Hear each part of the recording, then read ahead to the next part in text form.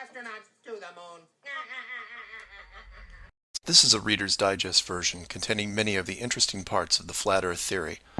For those who have already started seeing things with new eyes, it will be mostly a recap, but there could be a few new angles you haven't looked at. For the rest of you who are new to this, the first question is invariably, is this a joke? Because it's a joke, right? And that's where we start, because it's one of our two basic childhood facts. 1 + 1 = 2, and the Earth is a globe. We're taught this before almost everything else, and that right there should give you a clue on how serious this secret is. But for those who have forgotten their history, here's the modified Men in Black version. For the first 4,000 years of our civilization, we believed that the Earth was a flattish disk surrounded by a solid dome barrier called the firmament. All of the 5 major religions had their own version of this, and the churches enforced the belief. Then, around 1514, a man named Copernicus created a new model of the world. He stated that if the Earth was spinning around 1,100 miles an hour and circling the Sun at 60,000 miles an hour, the world was then round. And while the math more or less worked, there was a problem. It was 1500, and the technology to prove such a theory wasn't there. The first balloon to carry people wasn't invented until 1760. Sailboats were the only travel over water, and the fastest thing on land was a horse. But the new worldview was promoted and took hold. The religions adapted to handle the new reality, and life moved on. More importantly, the globe model was quickly introduced into the education systems.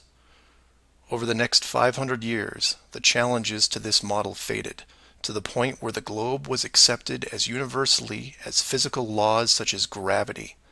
Read that again if you didn't absorb it. For 20 generations, people believed that the Earth was round because there was a globe in every classroom they sat in. There was no proof. Hundreds of years went by, and still civilization had no way of proving the theory. Planes were invented around 1900, but until 1957, nothing could go high enough to give a true perspective of where we lived. And that's when everything got strange. The United States and Russia both sent up rockets high enough to take decent pictures, and what they saw scared them a great deal. How do we know they were extremely concerned about the sky? Because the US and Russia immediately started firing nuclear weapons straight up, and they kept firing for the next 4 years. A few things to keep in mind here. First, this was now 1958. Nuclear weapons were very expensive and hard to come by. These also weren't those nominal yield 20 kiloton toys we used on Hiroshima.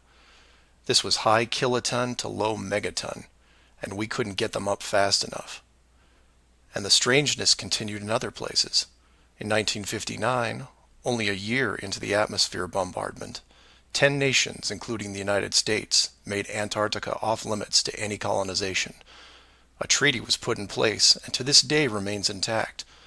Over 50 nations now have signed off on this treaty. Do you know any treaty that has lasted that long between all industrialized nations? Moreover, do you know any piece of real estate in the world that is owned by no one? You would think at the very least one of the large oil companies would use their huge financial resources to explore this region, and yet they don't even petition the idea. The short version of the discovery is this. By 1958, the military had discovered the very solid upper and outer edges of our world, and had to create a way to put up "Do Not Enter" signs without looking obvious. It was tricky, but if there is one thing I have learned about the authority, it's that nothing is left to chance. Most of the work had already been done for them, so their job was primarily in the details. The sky part of the dome was much higher than commercial air traffic, so the only thing they had to worry about there was the space program, which is immediately militarized. The outer border had the natural benefit of not only an extensive ocean, but a scaling decrease in temperature and a steady increase in iceberg frequency to discourage ships, all leading to a permanently frozen landmass that could not be used for any form of agriculture. This ocean and ice layout had worked well for thousands of years because the technology of the current civilization didn't evolve quickly. Sailors avoided cold weather seas whenever possible, and oxygen levels get low enough to harm people, even on high mountains. The brilliance of the design comes in the simple fact that human males are corrupted by power. Corruption so total, in fact, that they would rather hide the world itself rather than risk their power on it. You could theorize that kings and popes were told of the world a long time ago. Maybe an ancient scroll or book. Perhaps an interdimensional being told the tale of what the world looked like. But this was all but dismissed because even the most powerful leaders of the day couldn't reach the borders.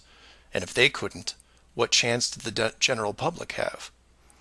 It's one thing to be told of the giant impenetrable dome, but it's a whole different animal when you finally stand right next to it. Then the tough decisions have to be made. Do we keep the secret? And how far are we willing to go to keep the status quo? Once they decided to keep the secret, no expense was spared. The rapid progression of rocketry science had to be addressed quickly, and so the moon missions were created. Matt from the NASA channel was right in his thinking that you needed the moon mission event to stage a picture of the Earth from deep orbit, and that couldn't be more true. Establishing NASA as the frontrunner of space exploration also diverted people who would have otherwise created their own space companies for profit. The best engineers, technicians, and pilots were recruited to the NASA space program. Once there, they were compartmentalized on a need-to-know basis. The astronauts know of the deception and are sworn to secrecy under the penalty of whatever motivates them. Private space programs are discouraged, sabotaged, or absorbed into the NASA fold. Private sector spacecraft are just not going to be allowed for several reasons. The most obvious is the collision with the dome itself. The telemetry data from such a mission would show an impact failure at a certain altitude, and if repeated, would raise questions NASA just isn't prepared to answer. There are 3 perpetual questions about our world that can't be eliminated, but avoided at all costs. These are the questions you should ask yourself and others if this protective layer is going to be lifted. I'd like to preface this with a thank you to Max Malone, a conspiracy hardcore who has a knack for boiling down debates to a single paragraph whenever possible. It was he who said, after over 50 years and thousands of hours of space travel footage, both by NASA and other countries, there is no exterior shot where the astronaut completes the simple act of panning the camera 180 degrees, let alone a full 360-degree sweep. This has never happened on any moon mission, exterior space station, nothing, ever. Statistics will tell you that this would have already happened by accident years ago, but it hasn't, and it won't. This is because of the rule they cannot break, the same rule that applies to television set shows that never show the fourth wall. Why? Because there is no fourth wall. Number 2. When you search online for pictures of the Earth from space, 95% of what you will see is a collection of artificial composite shots. In 2000, when I did this search, there was exactly 1 picture by NASA showing the bottom part of Africa and Antarctica. Now that picture is hidden within hundreds of simulated images. There are HD cameras everywhere, and no one is taking a shot of the Earth, because you can't get enough altitude to do it. Number 3. The commercial air travel routes for the southern hemisphere are wrong. This is an easy thing you can check out in 60 seconds. Take a map reading of the distance between anywhere near Australia and anywhere in South America. It's a straight shot across the South Pacific. Now find your favorite travel site and try to get there non-stop. See what happens. The routes start turning ridiculous. I used to business travel for years, and I've never seen anything like it. It's the one thing in the general public world they can't hide, the actual distance between these 2 places. On a round world, the flight is easy, just a straight shot across an ocean. But on a flat world, it becomes the greatest distance between 2 points. There are no shortcuts, so they distract you with multiple connections and layovers. It's only blind luck that the United States was in the northern hemisphere. Otherwise, the increased traffic would have raised eyebrows by now. I know, I know. It's madness. It's lunacy. There are people who will tell you straight to your face that all the leaders of the world are lizards, and yet these people laugh out loud when you say the words flat earth. I was, and still am, a huge conspiracy guy. I literally ran out of new tin hat topics to research, and I still wouldn't look at this one without embarrassment. But every time I glanced at it, there was something unresolved. And once I saw the near perfection of the whole plan, I was hooked. Do your own homework. Ask the questions. Get past the possibility and see if you can move into an even bigger picture. Like who built the dome and why. That's where it starts to get really interesting and things start opening up. I know I said years ago that the greater good was something that should be preserved, that JFK, Pearl Harbor, and 9/11 were inevitable. I still believe it, and I understand the decisions. The globe illusion, however, has run its course over the last 500 years. It's time to start again. If that means we end up getting the attention of who or what created this place and force the reset of the world, is that such a bad thing? Astronauts to the moon. Flat Earth Clues Part 1, The Empty Theater. This is part of a series of clues that can help you get your head around both the design of the flat Earth system we live in and who has been involved in the deception to hide it from you. The clue you have to look at is built upon another conspiracy that has been around for decades, namely the space program. Most of those watching this are aware of the varying theories revolving around NASA, the Apollo program, the space shuttle, the International Space Station, and so on. The clue itself isn't based on one of these highly debated topics, but the lack of one, more specifically, motion pictures based on actual events. This, like others in the series, is something you can check out for yourself. Everything you need to reference this is online. To begin, think of all the movies involving space travel that you've seen in your lifetime. You'll start with the obvious: Star Wars, Star Trek, Alien, just to name a few. In fact, if you go through your own personal list, you could probably come up with over 100 different off-world movies without breaking much of a sweat. That part is easy. For the second group, try to come up with space movies that aren't fantasy-based. You'll get a list that has Red Planet, Gravity, Mission to Mars, 2001, things like that. These films will usually take on a not-so-distant future theme, and where we could be down the road. And it's still a pretty good-sized list. These first two groups of films are encouraged by the authority, because they reinforce the globe model through assumption. The entertainment system demands that the globe view and solar system concept is a given. Therefore, the actual worldview must also be true. Or to put it another way, if you're using your suspension of disbelief as you watch a movie like, say, Gravity, then subconsciously you're reinforcing the movie right on top of the real world. The more of these movies you watch and enjoy, the more the lines blur between what you want to believe and what you actually know. Watch enough movies about Mars, and you will be less astonished when NASA announces an actual mission to Mars. Same with the Moon, other solar systems, and so on. Releasing the movie 2001: A Space Odyssey in 1968, right before the actual moon missions, was no accident.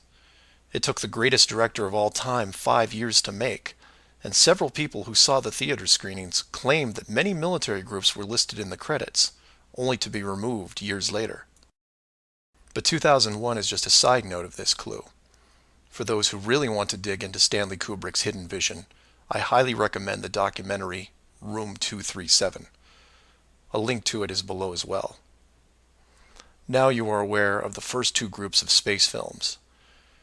There are those that contain generous amounts of fantasy, and those who try to paint our near future. These two groups are easy to find. The third group is a challenge, and again, that's where things get interesting. The moon missions concluded in 1972, and even though it's still considered the greatest achievement by mankind, no fact-based movies were made regarding it until The Right Stuff was released in 1983. Now you might say that it had only been 11 years, and maybe it was tough to get the rights, and so on. But that's not what made the film interesting. The movie ran extremely long for 1983, coming in at 3 hours and 12 minutes.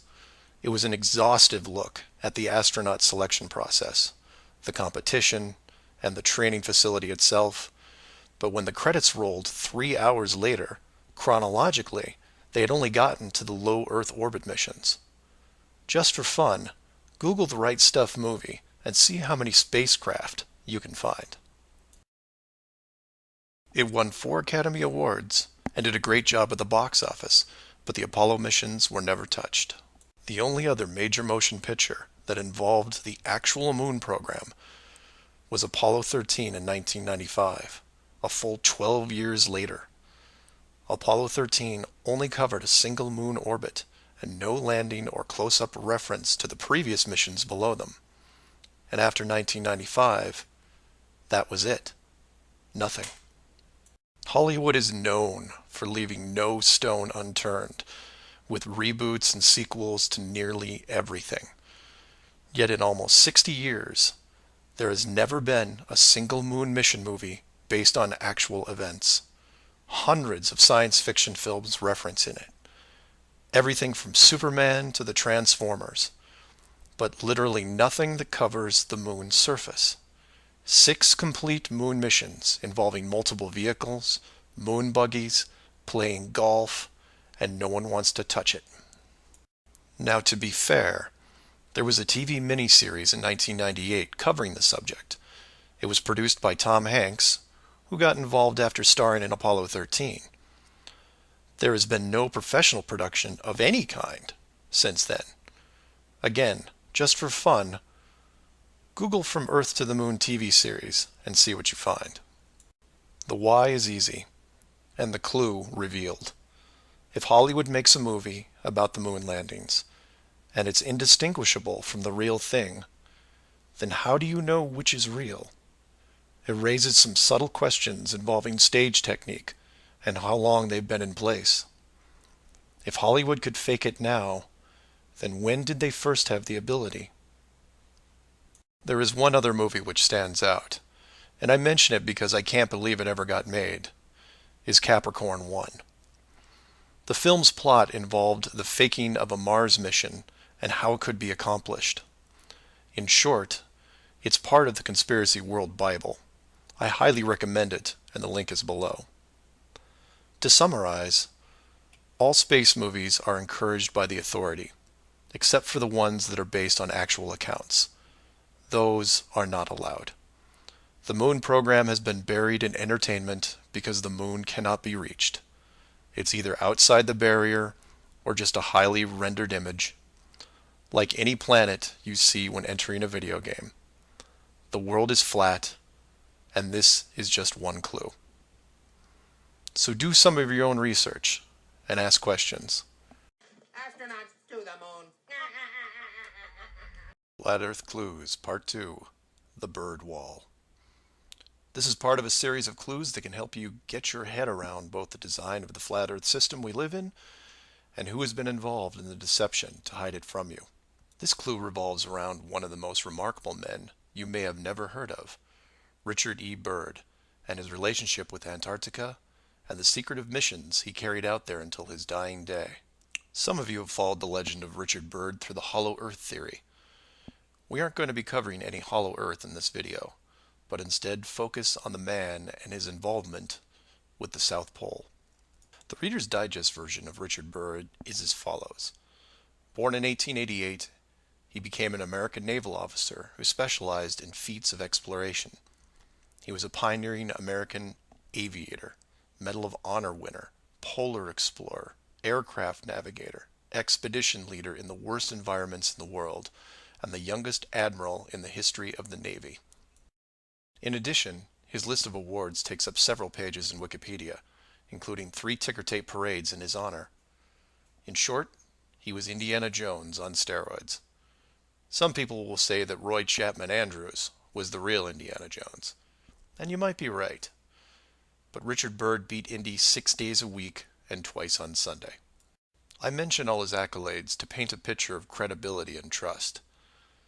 The governments of the United States and the world trusted his judgment and leadership, and took advantage of every chance they had to put him in charge of special missions. The first large-scale mission was an expedition to Antarctica in 1928. This was noteworthy because even though he had just flown over the North Pole in 1926, all expeditions from 1928 on were focused on the South. The expedition lasted 2 years, and during it, at the age of 41, he was promoted to admiral.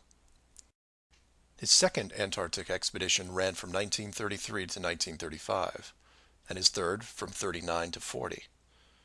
While in Antarctica, he was also an advisor for other countries who had their own expeditions, including England, France, Germany, and building off previous countries' expeditions from Belgium, Japan, and Sweden. He then helped lead U.S. Navy fleet operations in World War II, was present during the Japanese surrender in 1945, but then something strange happened. He went back to Antarctica. Now, some of you aren't surprised because he'd been there since 1928, and I agree with you. It's the how that's interesting here. His fourth trip to Antarctica wasn't an expedition. It was a military operation called Operation High Jump. Commanding an entire aircraft carrier group that included 13 support ships, Admiral Byrd led 4,700 men to the South Pole, for reasons that are still shrouded to this day. Some say they were chasing the remaining Nazi fleet, even though Germany had surrendered a full year earlier. Others say there was a Nazi base established in Antarctica during the war, when Admiral Byrd was absent. None of these theories are important for this video. What we do know is that the U.S. had sent an excessively large military force to the ice, all under the guise of peaceful intentions. During this operation, Admiral Byrd told a Chile newspaper this: "The most important result of his observations and discoveries is the potential effect that they have in relation to the security of the United States. The fantastic speed in which the world is shrinking," recalled the Admiral, "is one of the most important lessons learned during his recent Antarctic exploration. I have to warn my compatriots that the time has ended when we were able to take refuge in our own isolation and rely on the certainty that the distances, the oceans, and the poles were a guarantee of safety." After the operation, Admiral Byrd toured the States and gave interviews, the most interesting of which is a national television show in 1954 called The Longines Chronoscope. A horrible name, but a decent show. I've added a segment of it at the end of this video and linked it in the description. During this television interview, he first spoke of an area beyond the South Pole as large as the United States, which no one had set foot on yet.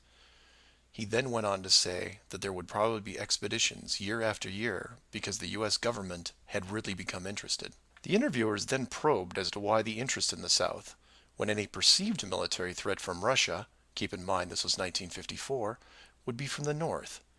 He went on to say that it was the most valuable and important place in the world for science.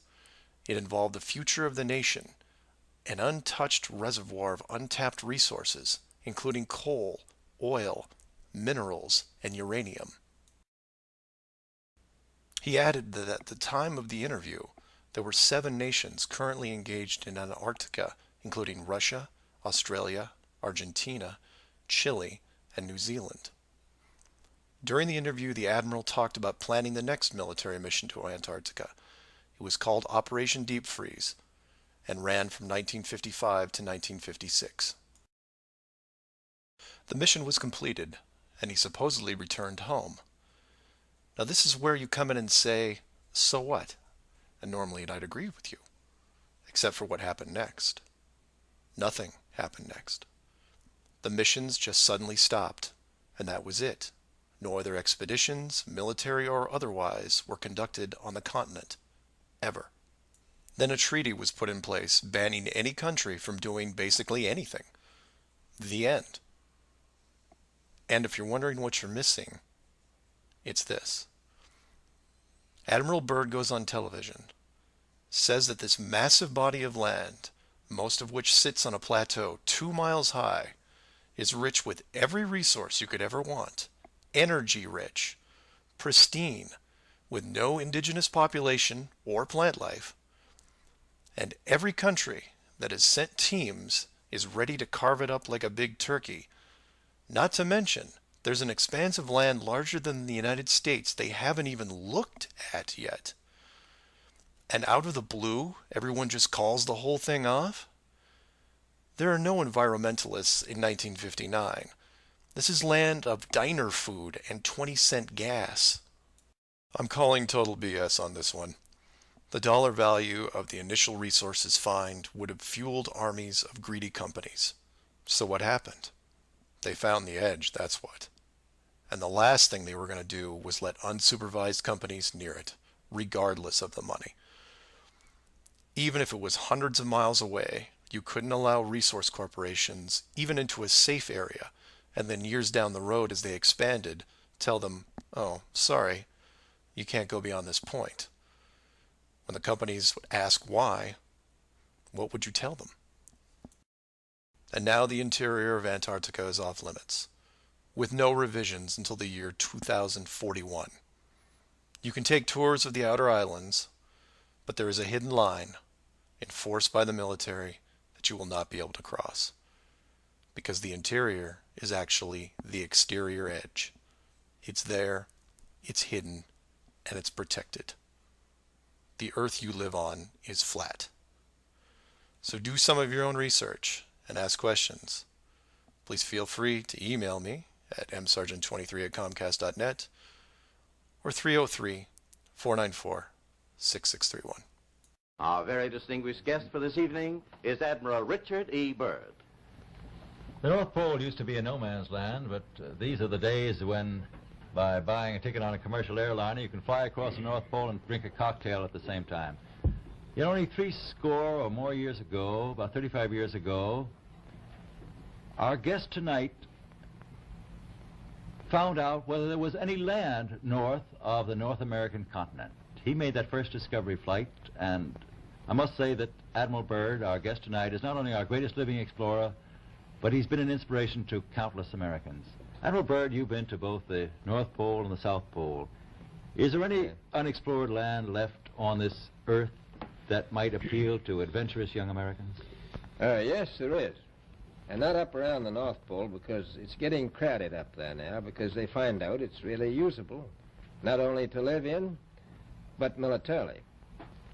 But strangely enough, there's left in the world today an area as big as the United States that's never been seen by a human being.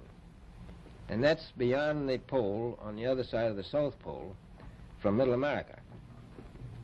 And I think it's quite astonishing that there should be an area as big as that unexplored. This is a tremendous So challenge. there's a lot of adventure left down at the bottom of the world.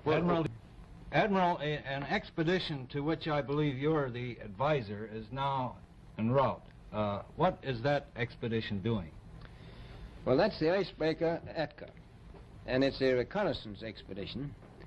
It's going down to the South Pole area to make certain observations and to look for some bases. They will be back in April, and they will report back, and upon the information we get from that undertaking, we will base the bigger expedition that's to follow. Is that very definitely planned, or is that... That is being planned right now. So I'm willing to say to you that there will be a number of expeditions that will follow, I think, year after year, at the bottom of the world, because the government has really become interested. Well, Admiral Byrd, I can understand, I think everybody can, the interest in the North Pole because it's so near our greatest challenger, Soviet Russia. But why this interest in the bottom of the world? Nobody living down there, is there? No, it's pretty cold. There's only one permanent resident, that's the emperor penguin. The little ones live further north. I tell you one reason they're interested. It's by far the most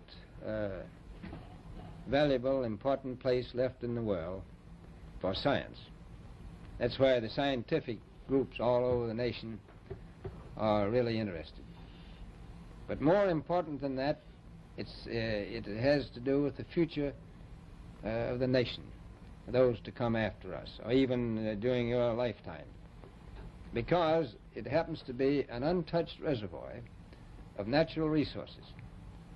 And, you know, as the world shrinks with an ever-increasing acceleration, far-flung places, once useless, like we thought the North Pole was, and no man's land, become very useful.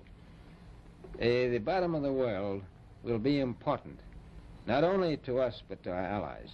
I was going to ask you, does it have military importance? It has some, and as the world shrinks, it will continue to shrink with an ever-increasing acceleration, thus bringing these places closer. And in the future, I can see a time when it will be very, very important strategically. Well, has the development of air power increased the strategic importance of places like the very much Palma Peninsula, was it? Very much so. Even now, if anything happened and we lost the Panama Canal, we would have to control the islands just north of Antarctica, which are part of Antarctica. Then between there and Cape... Admiral, you speak of the resources of Antarctica. What are they? What are the natural resources there? Well, we've found enough of coal within 180 miles of the South Pole in a great ridge of mountains. It's not covered with snow, enough to supply the whole world for quite a while. Well, that's the coal. Now, there's evidence of many other minerals. We are pretty sure there's oil. Now, that coal shows the bottom of the world. Now, by far the coldest spot in the world. Where that coal is gets 100 below zero in the winter. Well, it was once tropical. So we think there's oil there, and there's evidence, probably uranium there. Is it any secret? Is there uranium there? That would be the only thing that would be practical to actually go after, I suppose. Everything else would be economically unfeasible, wouldn't it? Well, as we recklessly expend our resources, the time will come when we'll have to go after that stuff down there. Well, you know, I avoided what you said about uranium. I'm not sure about that. I don't want to have the world fight over the Antarctic. And Robert, is there a competition among other nations to try to get information about Antarctica and possibly to secure some of these resources? Well, yes. There are now 7 nations very much interested. Russia is interested tremendously. That I'm sure of. Australia has an expedition down there. The Argentine, the Chile, New Zealand, Britain, and so on. Now, you can understand those people down there being interested because they live down there, the New Zealanders, the Argentinians, the Chileans, and Australians. And so we don't do much about claiming anything. Admiral, you make this sound a little crowded. Are there that many expeditions now there or en route there?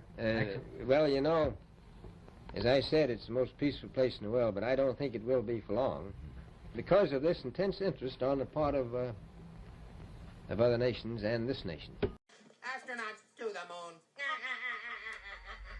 Flat Earth Clues, Part 3, The Map Makers. This is part of a series of clues that can help you get your head around both the design of the flat Earth system we live in and who has been involved in the deception to hide it from you. This clue looks into the USGS, otherwise known as the Map Makers of the World, and a few surprising things that they and others have in common with the flat Earth idea. All the reference links are provided in the description below, and I encourage you to check them out. For those of you outside the United States, USGS stands for United States Geological Survey, a scientific branch of the U.S. government. Formed in 1879, and with the help of the ever-expanding American Empire, they quickly became the premier map makers of the known world. Currently, they have around 9,000 employees and an annual budget of over $1 billion a year. They also have extensive science departments covering biology, geography, geology, hydrology, and many programs tied to them. Their motto since the 1990s has been "Science for a Changing World," and I'm going to show you how true that really is. What does this large, really boring government group have to do with the flat Earth? To understand that, you have to look into their origins, which is in geography. To do this, you'll need to open another page that specializes in maps. The maps you see in this video are from Wikipedia, but there are others you can reference as well. The wiki list of map projections isn't much to look at as a whole, although there are a number of interesting takes on the world view. Not only do they have just about every perspective when it comes to the land we live on, but some detailed information on where the map originated, including name type, the origin or creator, and the year the map perspective was proposed. Now, some of these will be very familiar, especially the ones that you would see on your classroom wall. There are a number of variations here, but the one that has been debated on recently would be this one, the Gauls-Peters, which accurately shows the size difference between the continents, the most obvious clue being that the white continent of Greenland is actually tiny compared to Africa. But I digress. If you keep going down through all the different shapes, you'll get into circular maps, but only one of these is a top-down perspective that shows the continents in the center surrounded by an unbroken ring of ice. In Wiki, it's called the azimuthal equidistant, and just to make it easier, I'm going to abbreviate and call it AE for short. Why is this map so interesting? Well, if you're looking at the Wiki page, you'll spot a few reasons. The first is that in the notes section of the map, and I quote, "Used by the USGS in the National Atlas of the United States." It also mentions that it is used as the emblem of the United Nations. Of all the maps on this screen, it is the only one that references a group of any kind. And if you keep this page open and navigate over to the Flat Earth section of Wiki, you'll notice towards the bottom of the page a similar map. I've referenced it here, and you can tell quite easily it's identical, but not referenced or linked as the AE model.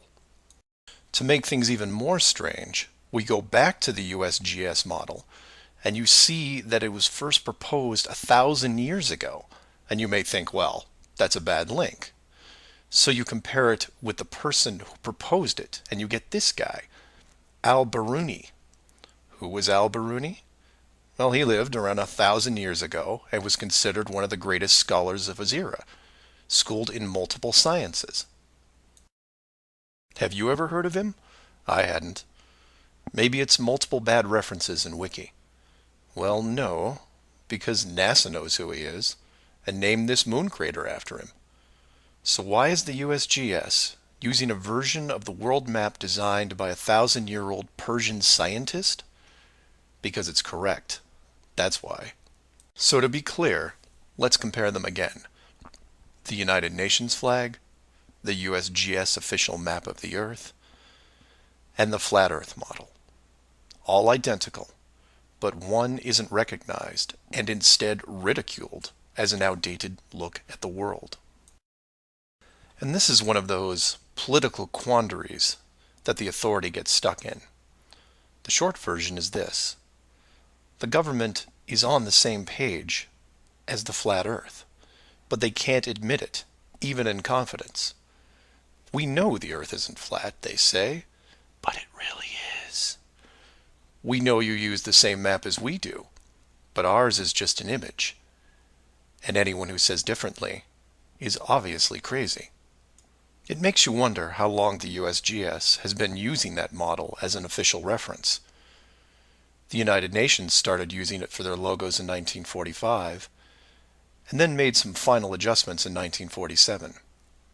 And the UN flag also raises a few questions, like, why isn't Antarctica represented on the map? Is it supposed to be assumed in the outer circle, or perhaps the spiky olive branches on the outside? They don't mention it anywhere online. And this is what I like to focus on. The gaps, the holes in the plot, the unanswered questions. The USGS using the same map as the Flat Earth, but not saying why. not recognizing it, or that you can't link the very same image from the Flat Earth Wiki back to the actual AE definition of the projection. The authority figured out in the 1950s all of the borders of our enclosed world, and have done a great job hiding it over the decades. But the world's a complex place, and there are clues out there just lying around. I think it's time you saw some of them. Astronauts to the moon. Flat Earth Clues, Part 4, Shell Beach. This is part of a series of clues that can help you get your head around both the design of the flat Earth system we live in and who has been involved in the deception to hide it from you. This clue covers the near-perfect design of the flat Earth model and will break down some of the logic behind the decisions made. It sounds like a big task, and it is, but to start, let's look at something small, like this little guy. Take an ordinary mouse and put it into a glass cage. It doesn't have to be a mouse. It could be a snake, a lizard, an insect. It makes little difference for this exercise. People identify with mice because they're used to seeing them in lab experiments. Mice also don't have any sinister connotations. They're seen as relatively innocent and benign, the perfect test subject, as it were. I have yet to meet anyone who has a bias against the lab mouse. So the mouse goes into the box for the first time, and the reaction is always the same. It explores its surroundings, and more importantly, tests the barrier around it, probing for exits or potential exits. The mouse inspects every inch of its new glass home, and at some point settles into the acceptance that the walls are indeed solid, and that it may be there for a while. Every so often, it will repeat the process, again checking the boundaries of the cage, just in case something has changed. What it doesn't do is act like it would in the wild, because it realizes that it's in a form of captivity. The glass box doesn't even remotely resemble its natural environment. You could put this box in the middle of a forest and the mouse may feel slightly better about its situation, but it still knows that it's been trapped against its will, and will settle into a non-native lifestyle. You could take all the other small animals that could be substituted for a mouse, the snake, the lizard, the insect. It makes no difference. The result will invariably be the same. Repeated probing for escape routes, then acceptance. Take the same animal and now put it into the middle of a 100-mile square wildlife preserve, surrounded on all sides by a similar type of glass enclosure. The creature doesn't even bother to rush the size of the preserve and start testing the boundaries, mostly because it's out of visual range. It could be days or even weeks before it even encounters a single fence. The animal's routine is spent doing what it normally would do. It eats, it sleeps, it breeds. It does everything that it would naturally do in the wild. If one day the animal approaches the fence, there might be some curiosity, but any anxiety is quickly resolved by just turning around and heading back into the vast expanse from which it came. The fence does not pose a potential problem for the animals in the preserve because it is so small compared to the expanse they live in, and dwelling on it doesn't hold any interest. We're assuming here that the fence is high enough to discourage flying creatures as well, deep enough to stop burrowing classes, and if you want, reaches the floor of any nearby bodies of water, stopping any clever aquatic types. The point here is that all creatures great and small inside a giant wildlife preserve, when encountering the fence, wouldn't care. They would all, in their own way, just shrug and move on with their lives. However, if you take a human, male or female, regardless of education or nurturing, and put them in the exact same wildlife sanctuary, the response would be quite different. When the human approaches the glass fence, they don't see it as a minor distraction. They pause, they wonder, and more importantly, they ask questions, either internally or amongst others. Why is the fence here? How far does it reach? Can I dig underneath, or climb over, or go around it? These questions continue in a way you might imagine, but eventually a bigger question jumps to the top of the list. Who built the fence? It is that which changes not only the type of questions being asked, but how the human being, or beings, look at their world. The giant wildlife preserve suddenly gets smaller. Each new fence border discovered starts to artificially constrict their expanse, even though the dimensions haven't changed. Before long, the preserve, their home, loses some of its relevance. The fence is a reminder of the unknown. It provokes fear and endless speculation within the human. Given enough time, the importance of the preserve continues to be reduced, especially in relation to the fence. And the reason why it's so engrossing for the human is simple. It's there. It's real. They can see it, and maybe even touch it. Adding more humans to the equation increases the disparity of this situation by orders of magnitude. Have you seen the fence? Do you know how long it's been here? Have you ever known anyone that's been outside it? It's older than us. Who is responsible for the fence? What can we do to appease the group that created it? You can see what this might lead to. A long-lasting group hysteria would entrench itself within the population, grab hold and never let go. The fence is bigger, older, and wiser than they are. It humbles them, it angers them, and it is forever. It is their proof of a higher power. Maybe not God, but certainly God-like. No civilization, regardless of technology, discipline, or age, would be able to cope with the existence of it. For the human psyche, there are just too many questions that go unanswered. Life would never be able to progress normally. To summarize, a garden variety wildlife preserve would work for 99.99% of all the world's life forms. For human beings, however, you would need to make some modifications, or really just one big one. So let's take a look at a few examples of how this could be accomplished, and from there expand it. The first failed example can be seen in the 1998 movie Dark City. This is a good starting point to get you in the right mindset. The premise here is that an advanced race creates a small flat earth area, complete with a traditional dome. The design, however, is initially flawed in that they built the city all the way to the outer edge, leaving no room for error. To compensate for this, they altered the memories of the human population on a regular basis, therefore repressing any long-term investigations. However, in movies, there are always anomalies, like the police officer who realizes that even though he remembers visiting a place called Shell Beach, there is no way to reach it, because Shell Beach is outside of the flat world and never existed. He just keeps going around the circular city that has no exits. In the end, another man, the hero of the movie, makes it to the edge, steals the advanced race's power, and creates an ocean, which really should have been there in the first place. Move from there to a movie released only 4 months later called The Truman Show. Inevitably, all flat earthers have to take a hard look at this movie from a technical point of view. The movie follows the same lines as Dark City, but in a much more relatable premise, that of a giant television stage built so that the outside world can watch a person go through his life without any knowledge that he is living inside a flat world, surrounded by a physical dome. The movie is interesting on several levels, including construction. Using their existing model of a small town, bordered on one side by a large lagoon and wilderness, and the other a seemingly expansive ocean, while better than Dark City, still had its flaws. For one, it was less than 20 miles across, and even though Truman's desire to explore was repressed, there was still a chance that he would venture to the outer edge, which is where the movie ended. But for the most part, it worked.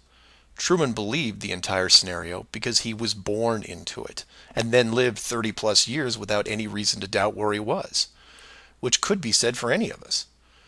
If it wasn't for the, and we'll say movie mistakes, that the studio fell victim to, then the show would have never ended.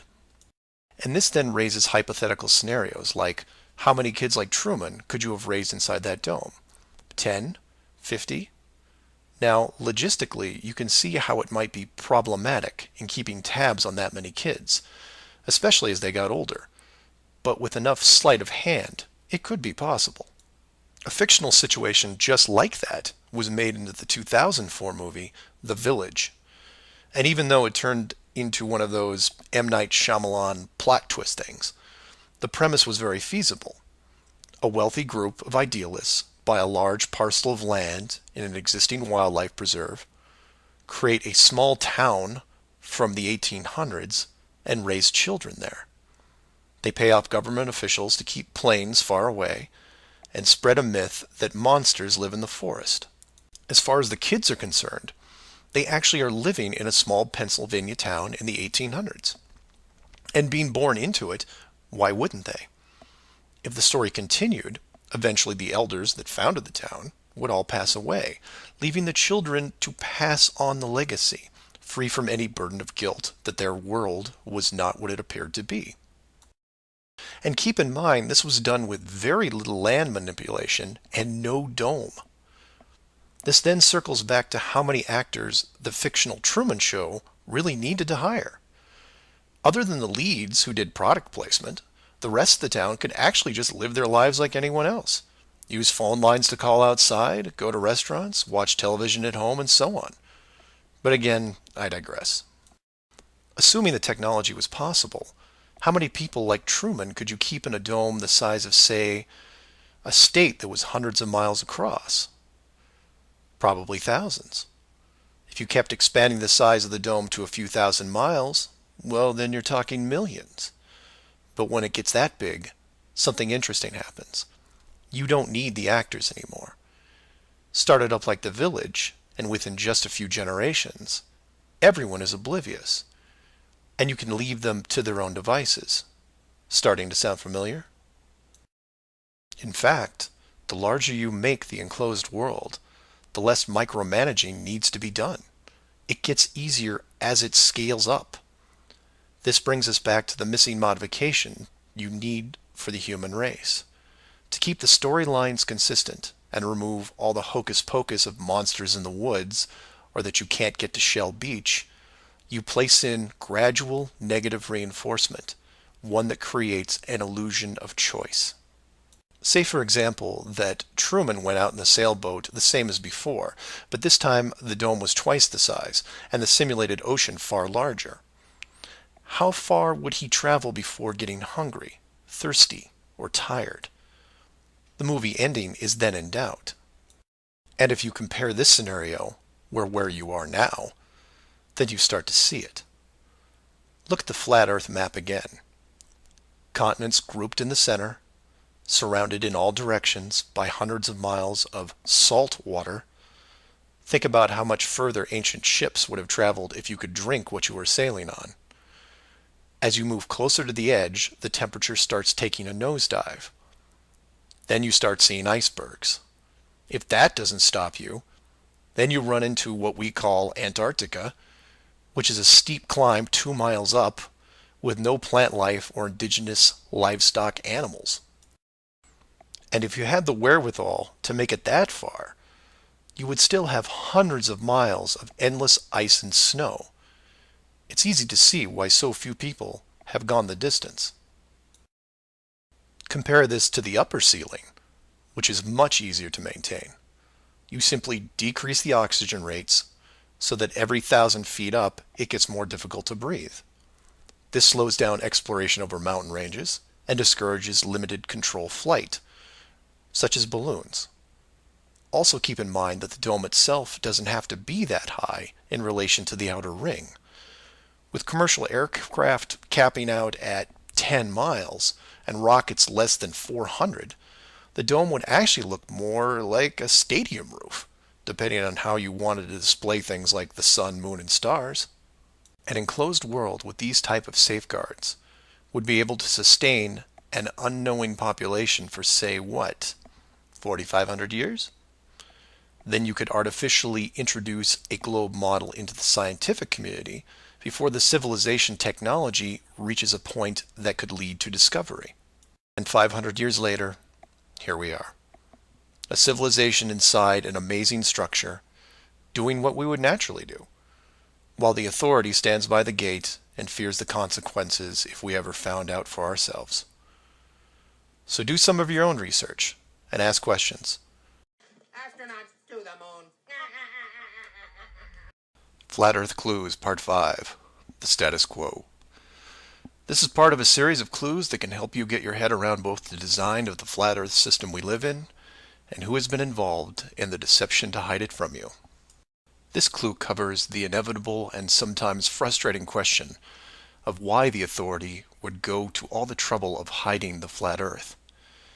My hope here is to show you different angles and a progression of events, all of which lead to a very changed world, both physically and mentally.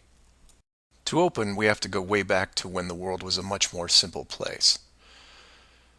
You had your 5 major religions, including Buddhism, Hinduism, Judaism, Islam, and Christianity.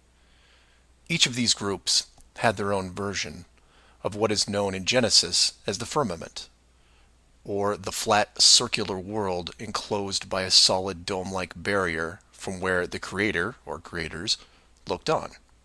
I'm not going to explore all the subtle differences between the groups.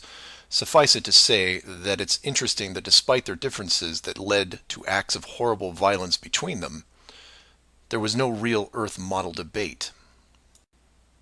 So around 500 years ago, the science community, led by Copernicus, who probably had a little help, introduced what we now know as the heliocentric, or globe model of the world, which in turn changed the solar system, galaxy, and so on.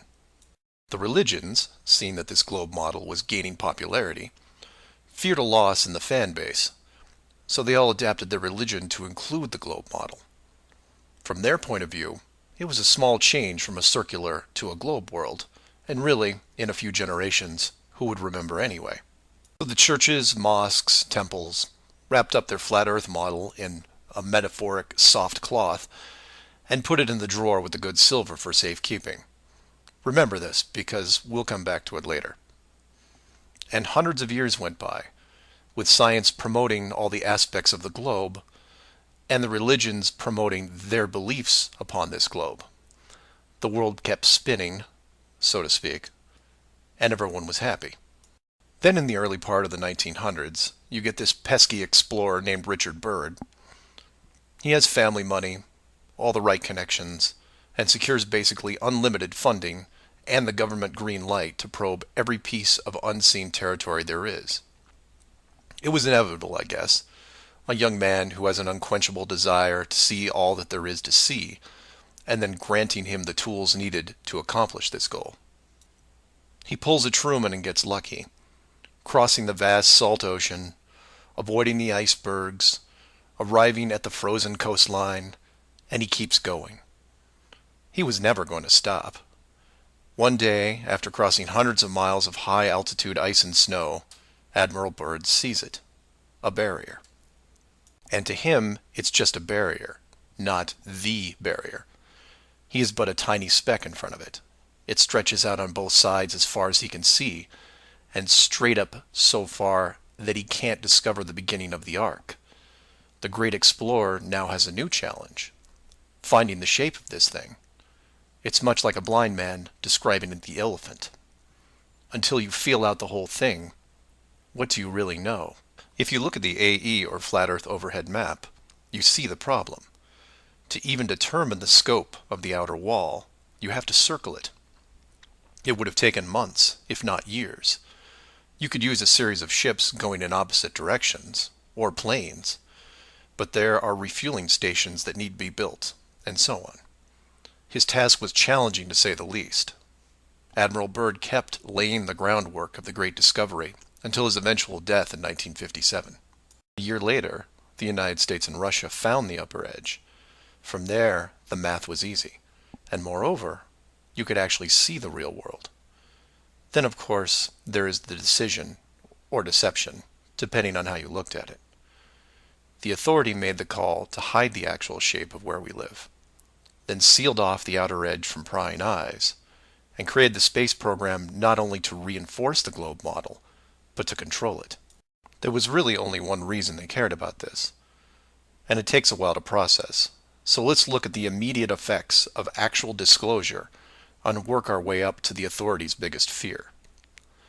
For this exercise, we'll look at releasing the news today, instead of, say, 1958.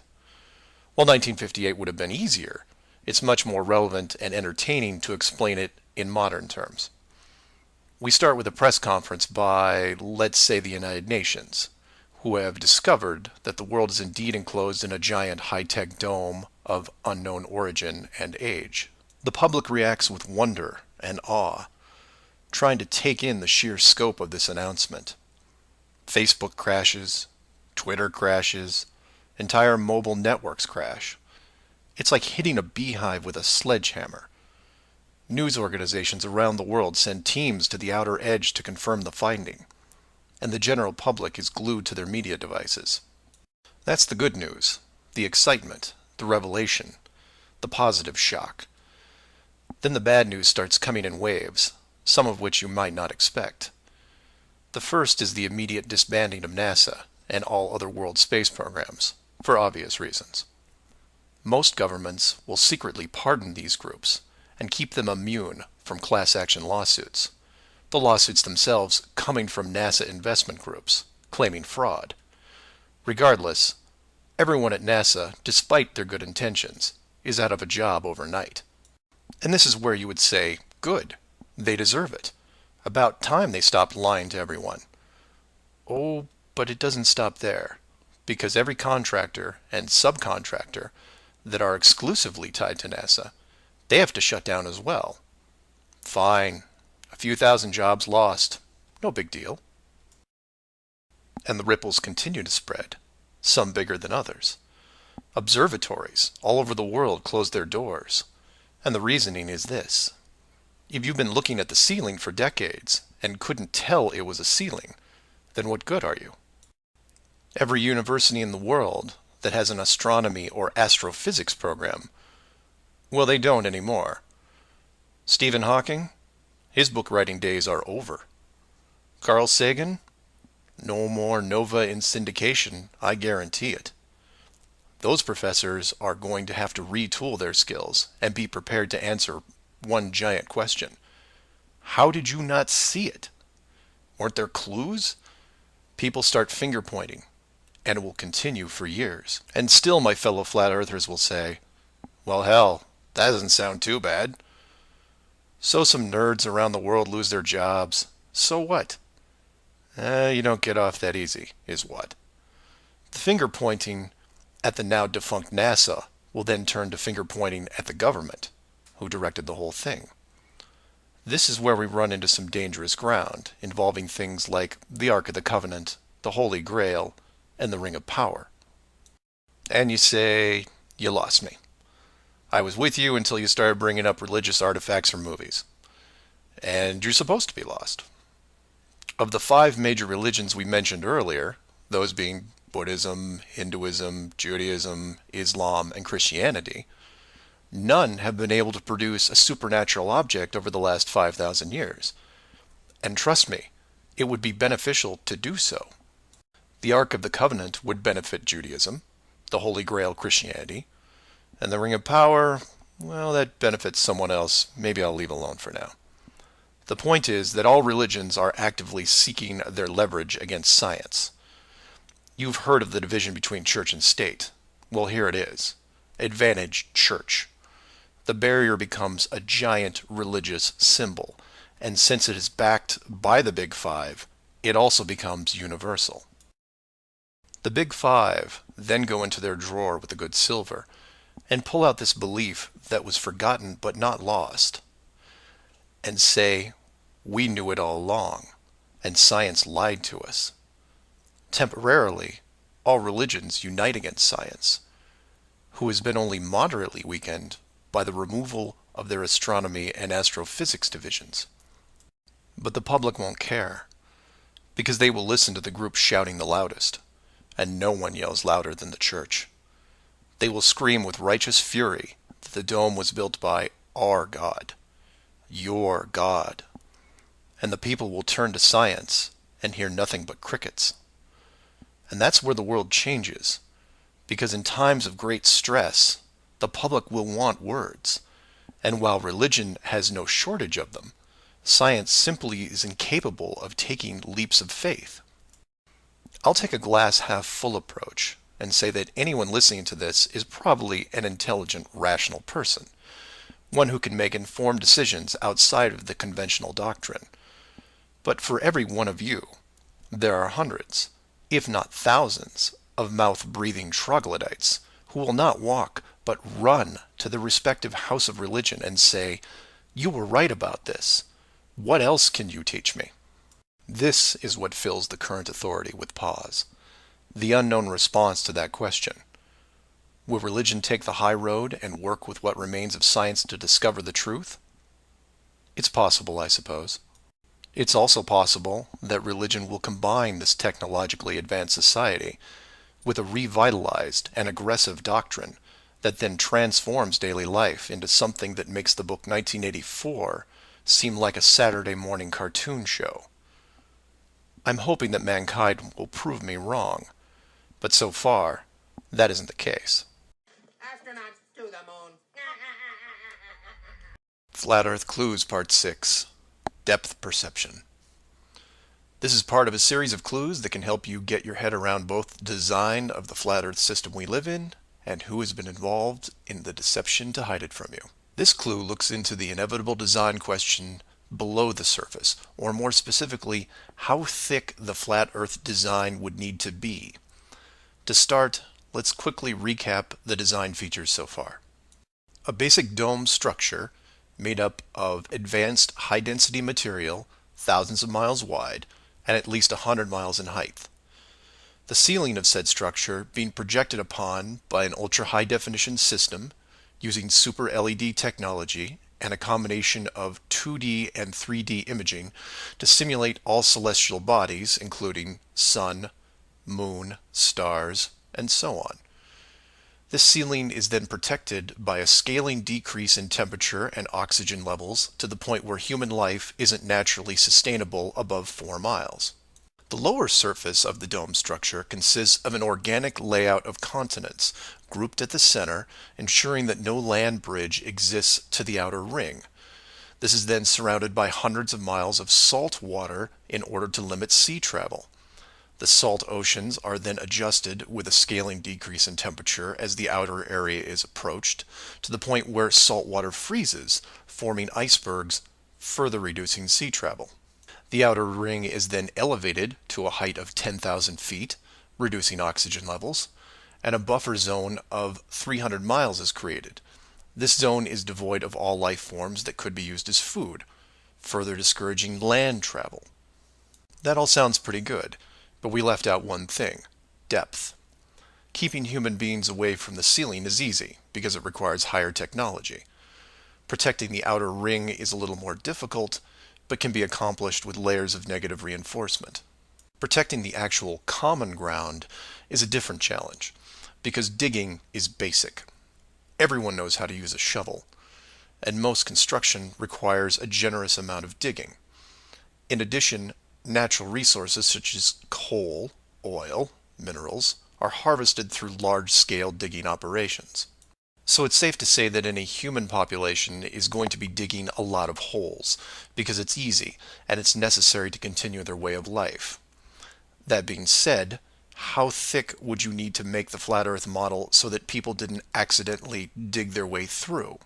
You could use the same method as the outside barrier and create a series of undesirable layers, ending in a solid barrier.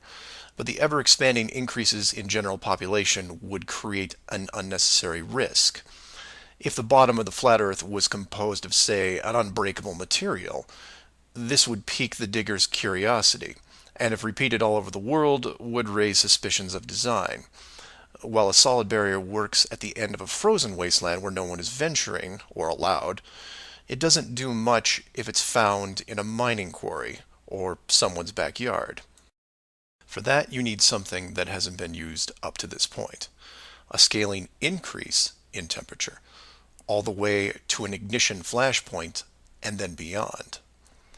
Now you will jump in and say, well, of course, we all know that there is molten rock below the surface. We see it in volcanoes and, well, volcanoes. Yes, you do. And we've all seen the cross-section diagram of the globe Earth, which shows ever brighter bands of molten structure and so on, which is why I included the wiki link in the description that covers the official view of the Earth's structure. And I quote, Scientific understanding of the internal structure of the Earth is based on observations of rock in outcrop, samples brought to the surface from greater depths by volcanoes, analysis of seismic waves, measurements of gravitational and magnetic fields, and experiments with crystals at pressure and temperatures characteristic of the Earth's deep interior. In short, they have no clue on what's below them. None. In fact, the deepest holes ever drilled, which I've also linked in the description, only go down 8 miles. To repeat, no one has gone below 8 miles anywhere. And every drilling survey is the same, a scaling increase in temperature to the point where drill bits stop working. And you come back and say, but volcanoes. Yes, there are volcanoes, holes in the earth where molten rock is produced, under pressure, I might add. Certainly that can't be artificially created. No?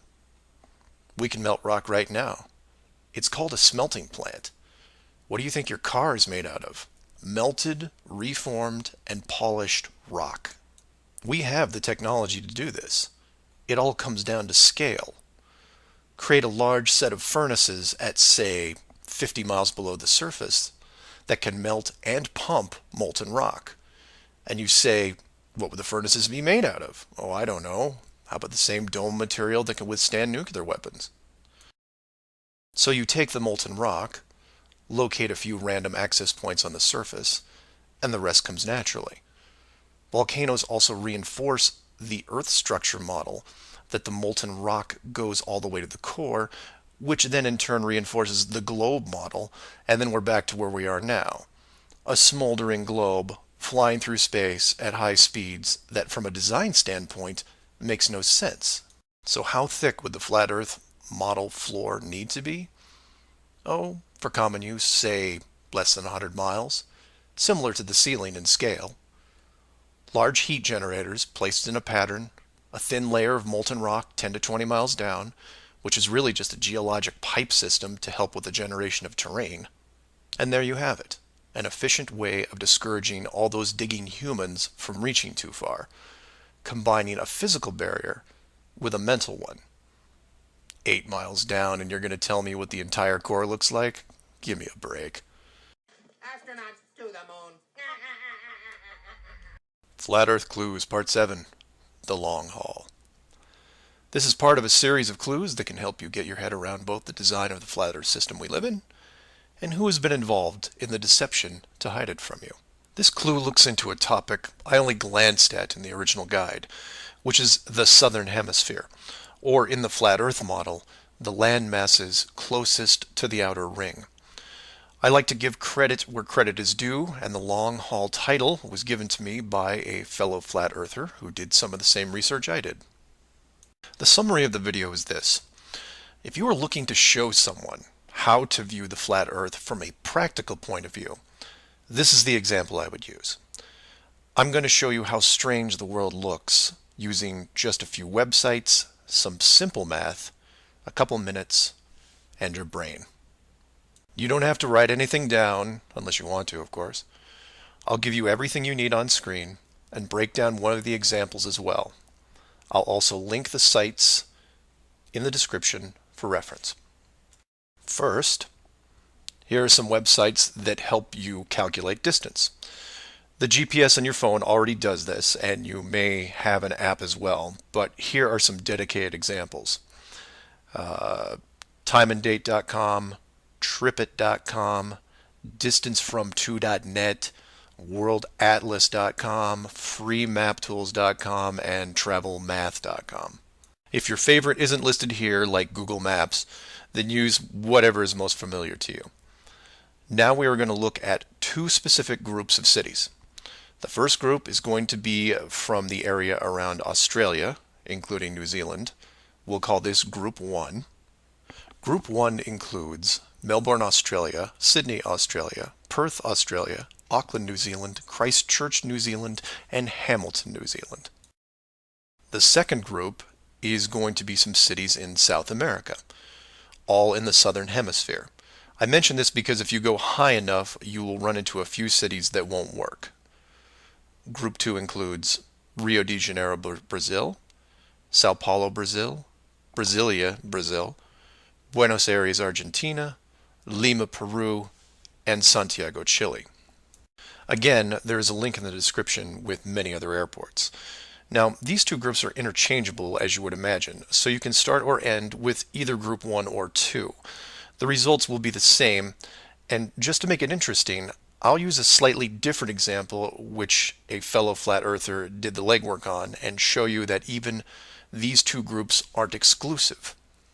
So you take anything from group 1 and anything from group 2, and you get some distances, ranging from 6 to 8,000 miles roughly.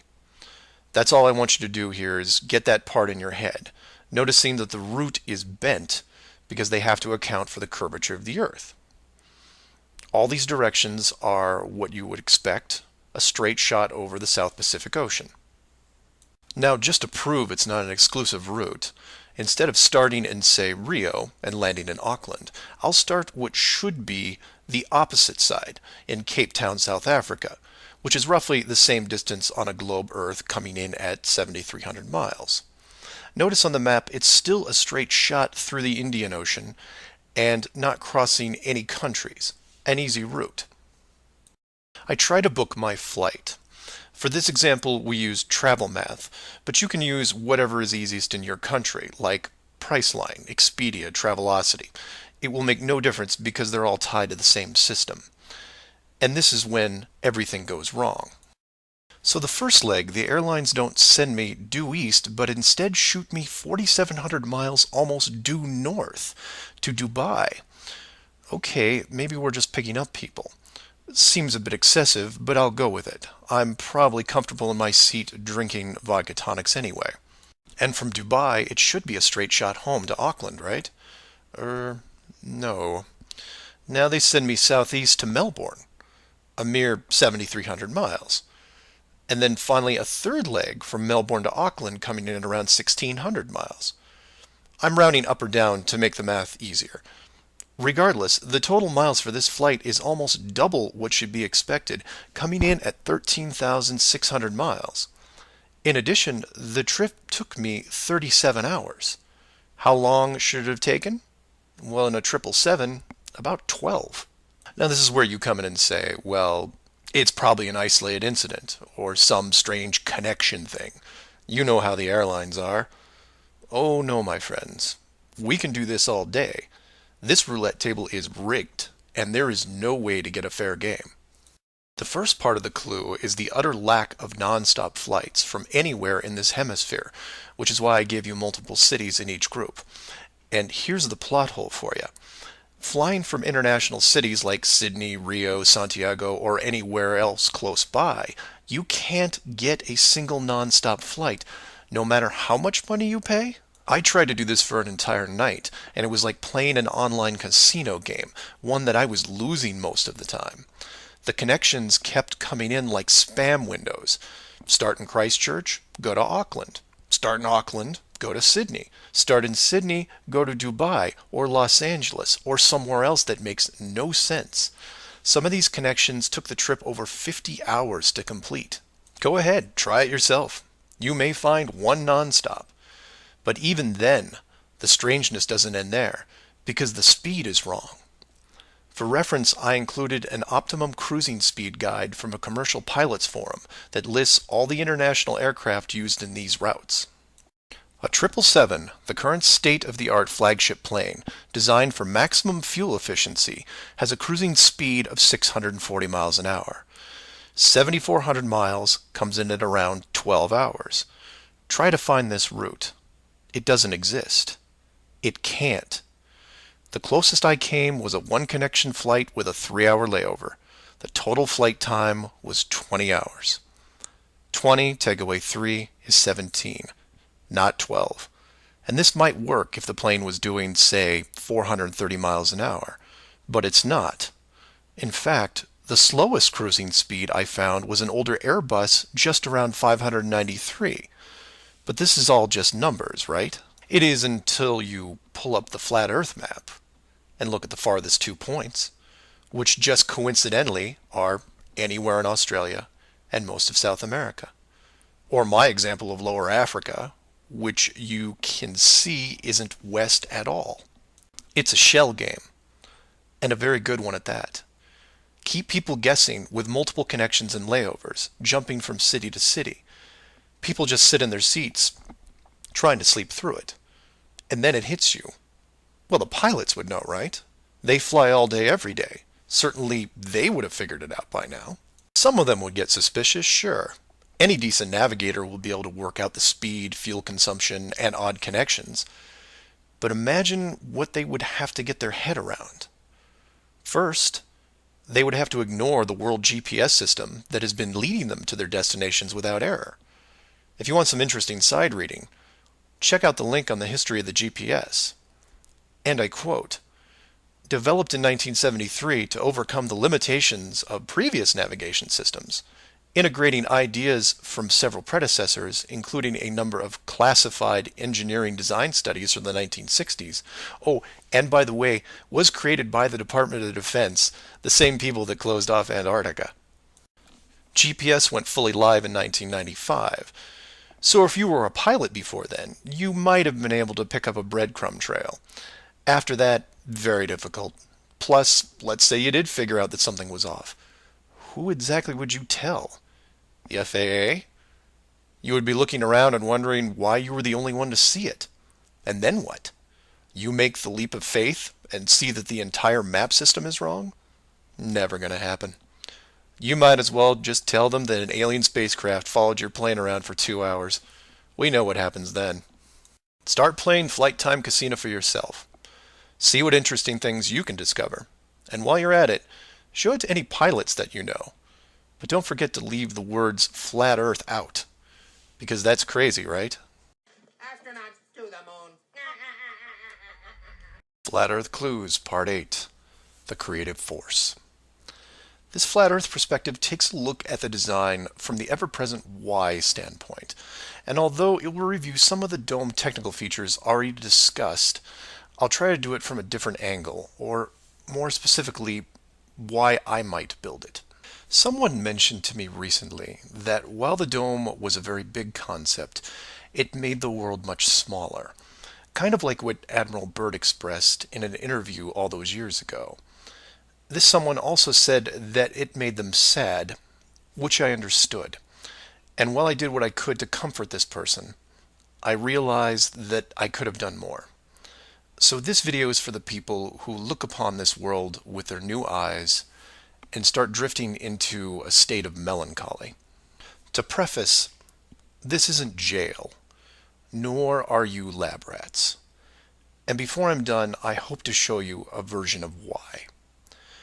To start, let's look at an old story, one that you may have heard involving another enclosed world, kind of like yours. I say kind of like yours because the finished design that you are sitting in right now took several revisions in just about every aspect, much like any project. You come up with ideas, you see what works and what doesn't, and you improve the process until you come up with something that, while not everyone agrees upon, satisfies the best of all criteria. One of the first dome layouts involved a race of people who were supremely driven by ambition. They didn't have a word for lazy or fear. They absorbed knowledge very quickly, incorporating physics, advanced electronics, engineering, and drove their technology with energy from the enclosed world itself. And when their technology had reached the point where the dome's structure was discovered in its entirety, there was no reaction of wonder and awe. They just looked up and squinted at the sky. Eventually, those squints turned into glares. Oh, they had religion to be sure, and it was tied to their daily lives, but to them, this wasn't religion. It was a challenge. Almost like they weren't that impressed. Hard to fathom, right? Seeing that your world had borders, but instead of being afraid, shaking your fist at the sky with arrogance. But that's what they did.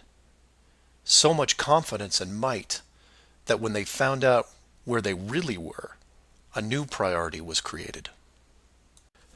At first, they dedicated broadcast channels to calling the dome builders out, demanding answers, and ran them day and night. At the end of each cycle, the words kept repeating, "We know."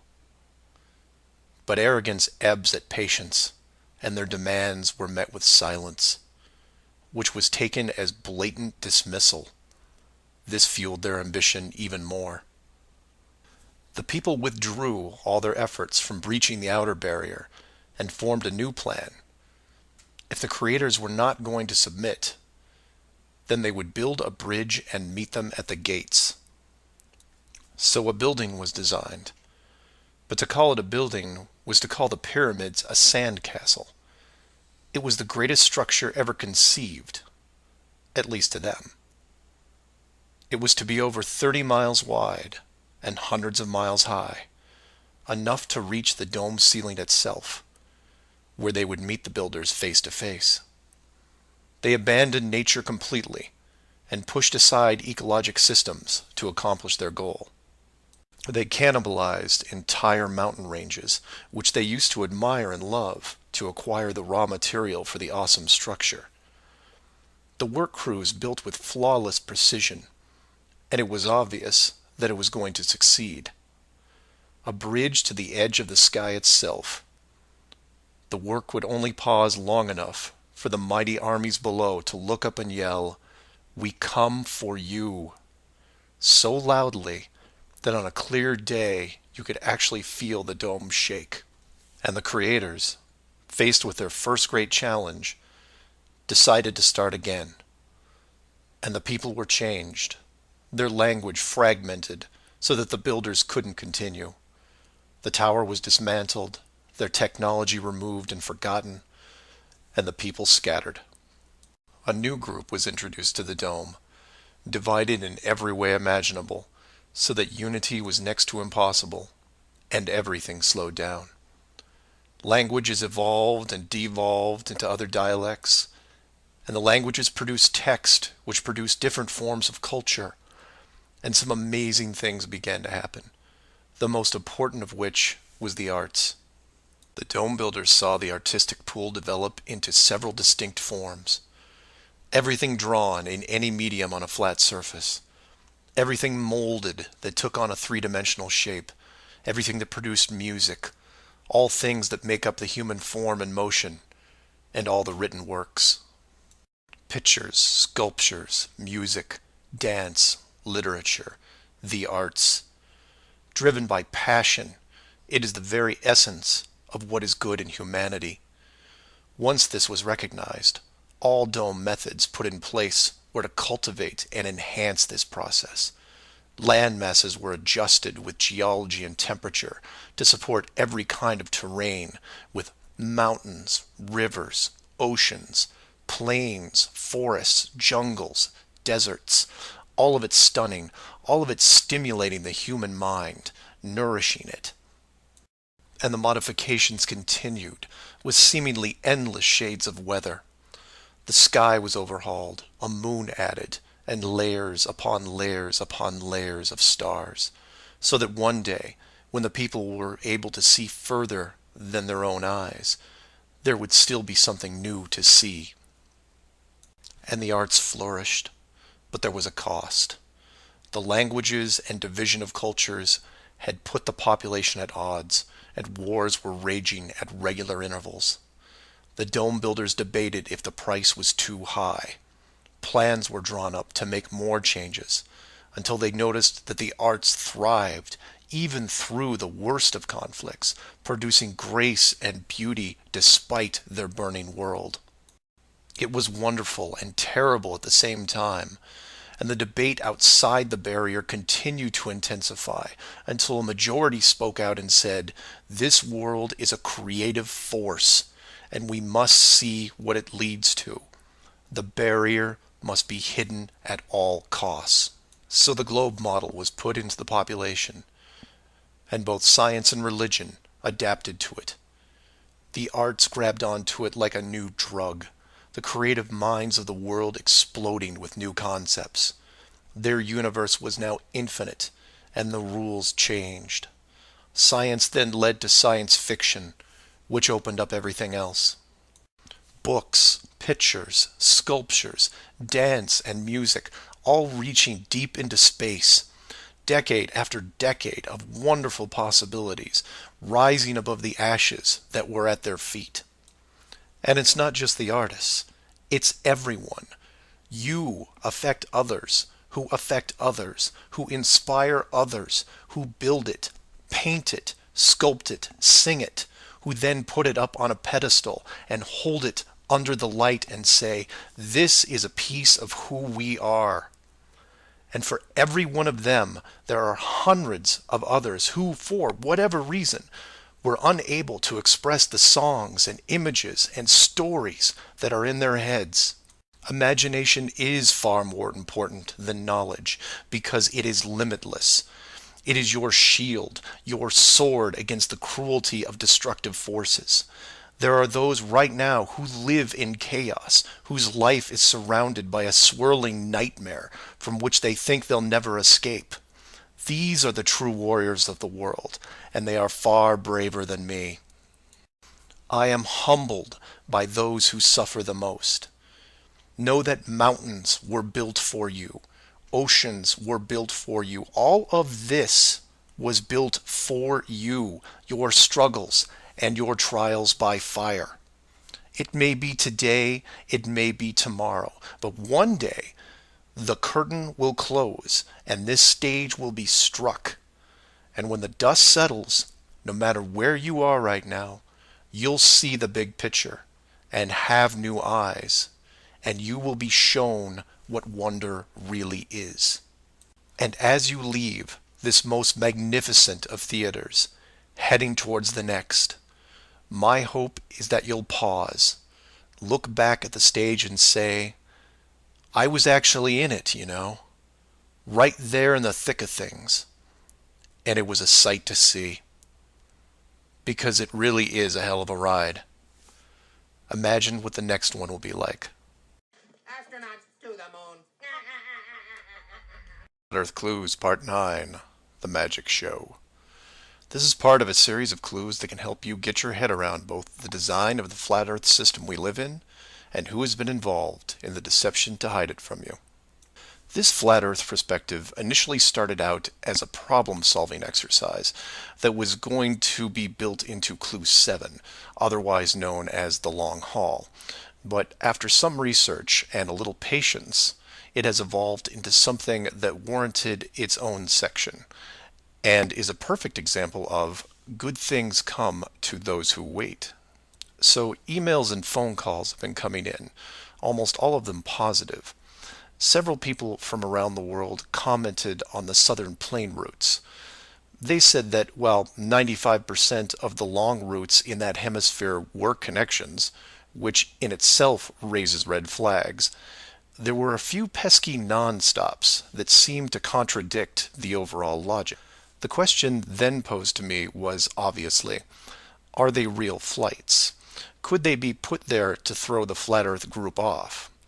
If it was a trick, could I figure out what it was and how it was accomplished? I accepted the challenge and started my impression of Morgan Freeman as he went up against the Four Horsemen magician crew. Now, admittedly, I was skeptical to start, because the flights went against the third rule, that being the flat Earth has no shortcuts. Only a globe has shortcuts. As in magic, I had to assume the rule was not being broken, but only hidden, or having the illusion of being broken. But first, I had to see the trick itself. I had to see the planes in question, and see them make the route. Anyone can list a flight, but does it actually go from point A to point B? With the help of several other people, this was then put to the test. While just about everyone with a cell phone knows about GPS and how it can track things, many people don't know that even though it's a system built by the military, there is a very public aspect to it. So while your phone is tracked at all times, so are other things, most notably all air traffic. Now, if you're military, you could view military planes. If you work at a cargo carrier like UPS or FedEx, you can view transport planes. The general public is mostly limited to commercial air traffic. This can be viewed in several places, and the one I chose was planefinder.net. You can use others like FlightAware, Flight Radar 24, Flight Tracker. It makes no difference because they are all tied into the same exact GPS system. All these sites do basically the same thing. Track every commercial plane in the world from start to end in real time. So I spend day after day looking at the Plane Finder global map, which you see here. At any given time, it's tracking between 3,000 to 7,000 flights that are en route anywhere in the world. You'll notice two different colors for planes, red and yellow. Yellow just means there's a 5-minute delay in processing and only applies to the United States. The point here is, in order to prove out these flights that go against flat Earth theory, I need to watch a few as they cross either the South Pacific or Indian Oceans. The web page updates automatically, but just to be sure, I close and reopen the page every 30 minutes or so and wait for an ocean plane. And I wait, and I wait, and I wait some more. Hours pass, days pass, and no red planes to entertain me. And somewhere in this process of me just staring at these empty oceans, waiting for a plane to cross, something occurs to me. Can you guess what it is? Nothing is crossing these oceans. Not non-stops, connections, multiple connections, nothing. But that's not possible, right? The planes have to reach their destinations. So I change gears and just watch the coastlines of anything in the southern hemisphere, and I start to see it. I follow a simple plane out of Brazil on its way to South Africa, which, by the way, is not part of the long-haul argument. It's offshore just a few hundred miles. I get something to drink, and when I come back, it's gone. Just a glitch, right? So I follow another, and another, and the same thing happens again and again.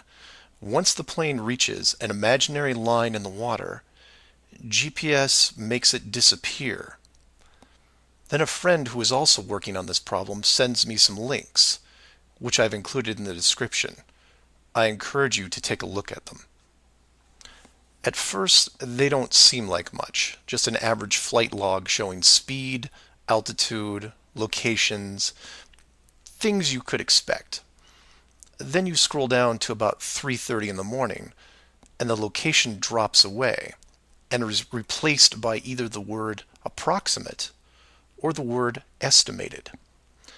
This then continues for the next 5 hours until, miraculously, 1 hour before landing, the flight log reestablishes itself, and the GPS system shows the plane in real time about to reach its destination. So to be clear to those who may not be seeing everything here, the flights are being dropped off GPS, and their flight data is also turned off and stays off until they are almost on top of their arrival point. And you say, well, that's how GPS works. Well, no, because the northern hemisphere has planes flying all over their oceans.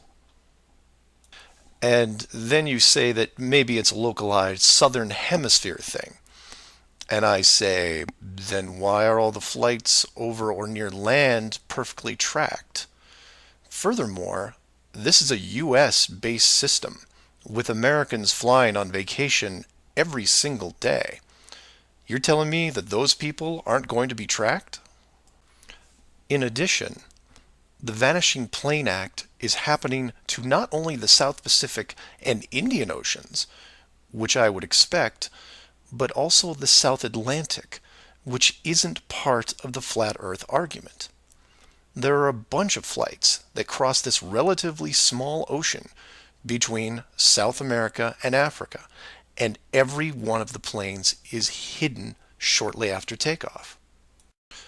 So then you say, what would be the purpose of hiding those shorter routes in the Atlantic?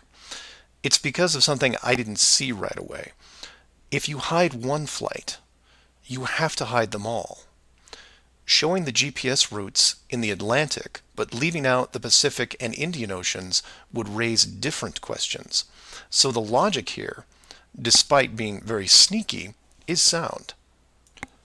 The third rule is that the flat Earth has no shortcuts. If you look at the azimuthal equidistant map again, and look close, you notice that while the South Pacific, South Atlantic, and Indian Oceans make up the lower sections on a globe, they make up the outer ring on a flat model. In that model, there is no shortcut between Australia and South America. If you are creating flight routes, you have only two choices. You take the long way around, clockwise or counterclockwise, and stay on the ocean. Or you cut across the land in the middle. But if you cut across the land, you have to create connections, because on a globe, it wouldn't make sense to fly over the top of the United States to get to South America. Neither of these choices are ideal. So the authority came up with a compromise. Disable GPS and lose the planes for every ocean flight in the southern hemisphere. Then reactivate them once the destination is reached. This is just one of the lengths that they are willing to use to keep you from seeing it. Don't just hide some things, hide everything, so that maybe the topic isn't addressed. And some would come back and say, well, nice going. You've just pointed out a flaw in their system, and sooner or later they will fix the gap. Maybe. But not soon, I think. Remember, this is a rule, not a guideline. They can't change the map, so they have to work within its limitations. If they have a better workaround, I can't wait to see it. Astronauts to the moon. Flat Earth Clues, Part 10, Hiding God. This is part of a series of clues that can help you get your head around both the design of the flat Earth system we live in and who has been involved in the deception to hide it from you. As you can tell from the title, I'm taking a different approach. Eventually, I was going to have to address the question of what happens next, or what we do now with the information at hand. If you've made it through the guide and the first 9 clues, then at this point you're either buying into the flat model or on the fence. If this is the first one you went to because of the title, I recommend you go back, because we're not going to do much in the way of reviewing.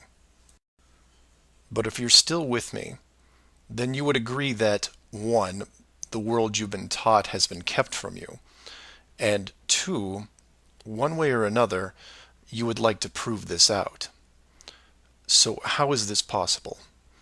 The authority in question who created what you call the globe is guarding all the gates. They protect the sky, the outer edge, and most importantly, the education system that shows us at an early age what they want us to see. Nobody listening to this has their own spaceship or advanced rocket program. Nobody actually owns a long-distance icebreaker.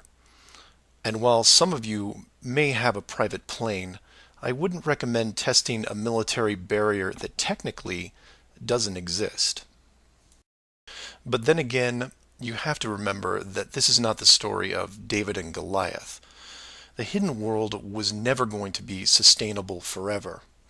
As a civilization evolves, the tools the authority uses as a method of control become more vulnerable. I've learned many things about systems over the years, and one thing that I find most interesting is as layers of strength increase, the higher the chance that they can be used to your advantage. But maybe I'm talking in riddles. I should be boiling it down to what can be done by showing you what's being hidden, what's important, and how it can be spread to others without looking like a crazy person. To be clear, and I can't stress this enough, do not start conversations with the word flat earth. Think of it like Fight Club. The first rule of Flat Club is that you do not talk about Flat Club. Before you started waking up and watching all these things, you were like me. You laughed and mocked everything that was flat earth. You may have learned faster than others, but the knee-jerk reaction by 99% of the people was created the day they sat down in a classroom and stared at the globe. Look at the videos, not just mine, but others who are putting forward some great arguments, and ask the questions that people can relate to. I'm going to introduce 3 very important questions that you can use, each with a statement that precedes it, and each statement is a motivation for a different group of people. If you don't fall into one of these 3 groups, then I guarantee you know people that do. The first statement is this: you are being hidden. What do I mean by that? Well, this goes back to Clue 7 and Clue 9, which talk about the flights in the Southern Hemisphere. If you are flying a plane over the Southern Hemisphere, your flight is not being tracked. How can this be used to find out the truth? It's simple, it's quick, and it costs no money.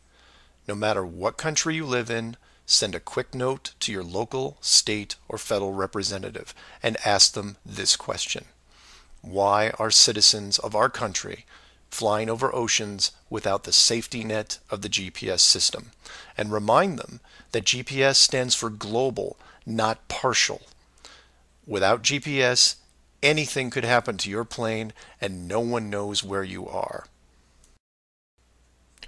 And while you're at it, remind them that the GPS system was built by the United States Department of Defense, who never does anything small. The system that is in effect now has what appears to be huge, deliberate gaps in the Southern Hemisphere only. Do not mention flat Earth. Just voice your concern about the safety of you, your loved ones, and your fellow citizens. Will they get back to you? Possibly. Will they give you a satisfactory answer? Not a chance. Because they will only have what the military gives them. What this will do, however, is create a unique buzz in certain circles that may prove to be useful later.